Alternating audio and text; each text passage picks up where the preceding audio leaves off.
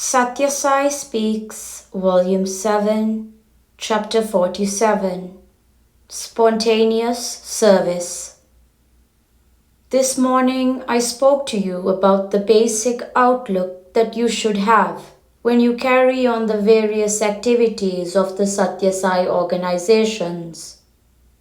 Now I shall go into more details so that you can chalk out various programs of work on behalf of the samitis and sangams and mandalis in your own places. Members spoke now about the irrelevant and wild activities of students and the need to divert their activities and adventures into channels which will make them useful and worthy citizens. They are but imitating the elders and the leaders. They find their parents and teachers fighting with others to gain some ends, or fighting among themselves to gain superiority or power. So they too fight with others and among themselves. The parents, teachers, and elders must set a good example. Otherwise, all this schooling and college-going activities are sheer waste, nay, positively harmful. There is a conscience in man, whispering right advice, restraining unjust hands, which man has almost succeeded in silencing. But it is the voice of God. It can never be made dumb. Make the children cognizant of it. In Kerala, there is a practice still happily existing in rural parts of the elders gathering the children around them every evening and spending an hour or so reciting aloud the stotras in praise of God. It is essential that it must be revived. Time is thus well spent. It will give great peace and joy. Plant a fruit tree, you will get fruits therefrom. Plant neem trees, you cannot expect them to yield oranges. Sow falsehood, fear, faction, you reap the same. Perform acts of sympathy without fanfare. Samitis can hold classes for children and tell them stories from the Upanishads and the epics, teach them bhajans, and get dramas enacted by them on Puranic themes. Let them also develop reverence towards parents, teachers, and elders. The home atmosphere must be made purer, more holy. They must learn by observation that their parents are happy and without anxiety because they have full faith in God. And they know that whatever happens, it is for the best.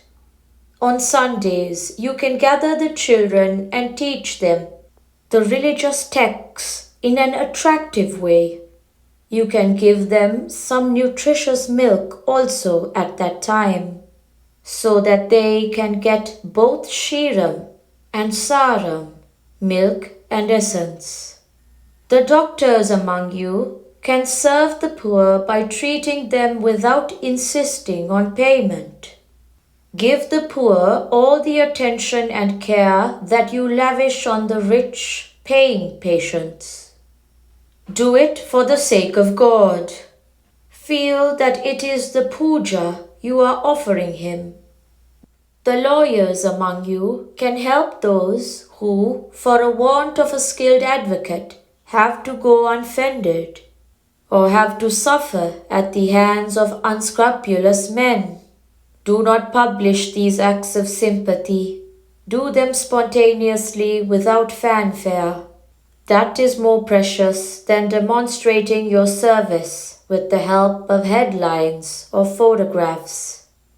These reduce the worth of deeds of compassion. You must be uncomfortable when those around you are unhappy. When you ease their discomfort, You are making them happy and making yourselves happy as well, isn't it? Similarly, you must be happy when those around you are happy. This is more difficult than the previous one, but it is the sign of the truly good. Service done to the disabled is a sadhana. It is your duty to recognize all men as your kin and to share your skill with others so that the maximum benefits accrue therefrom. The skill is a trust which must rescue all. Service done in homes for the disabled, the defectives, the feeble-minded, the delinquents, the orphans, the refugees. It is indeed very beneficial and a good sadhana. So too in jails and hospitals. Visit these places often. Give solace and strength. Light the lamp of devotion in the inmates. Do bhajan. Help them to write to their homes. Give them books for reading or read books for them. Be the kith and kin of those who have none whom they can call their own. Your smile will be a lighted candle in their darkness. Women devotees, if they have the enthusiasm and support, can start Mahila Satsangs, not only for bhajans and study of sacred texts and books, but for service of women. Go among the poor in the slums and spread light and joy therein. Gather the helpless girls and try to provide them with some means of honorable livelihood. Sweeten their lives with bhajan and the sadhana of japa and dhyana. Women too have a right to know that they are the Atma encased in human form, and they too can tap the strength, the joy and the peace that the Atma holds. Inculcate in them the prayer habit that will cleanse the mind of all impurities and make God shine in His full splendor. Ernakulam, December 20th, 1967.